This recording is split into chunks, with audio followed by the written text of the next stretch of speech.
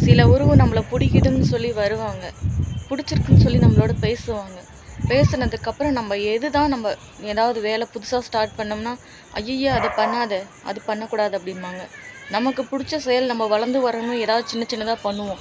"அப்படி பண்ணக்கூடாது, அத பண்ணக்கூடாது, நான் சொல்றத நீ கேட்கணும்" அப்படின்னு சில பேர் சில ரூல்ஸ் போடுறாங்க பார்த்தீங்களா?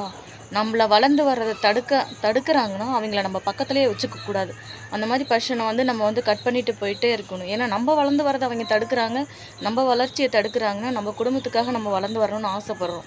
நம்மகிட்ட ரூ. 10 பணம் இருந்தா தான் நமக்கு பிரச்சனை இல்லாம போகும். நம்ம போய் அடுத்தவங்கள கை நீட்டி, அடுத்தவங்கள்ட்டயே அடிமையாவே நம்ம வேலை செஞ்சுக்கிட்டு இருக்க முடியாதுல்லங்க. ஆனா, இத தெரிஞ்சுக்காம சில பேர் பார்த்தீங்கன்னா, "அது பண்ணாத, இத பண்ணாத, இத பண்ணா உனக்கு செட் ஆகாது. எந்த வேலை செஞ்சா என்ன? எந்த வேலை செஞ்சாலும் நமக்கு புடிச்ச மாரி செஞ்சோம்னா, எல்லா வேலையுமே நமக்கு புடிச்ச வேலை தான். புடிச்ச விஷயத்த நம்ம ஏங்க விட்டு குடுக்கணும்? அடுத்தவங்களுக்காக அவிங்களாவே நம்ம விட்டு குடுத்துறலாம். நம்மள புடிச்ச விஷயத்த தடுக்குறாங்கன்னா, அவிங்க நமக்கு தேவையே கிடையாது அந்த பர்சன்.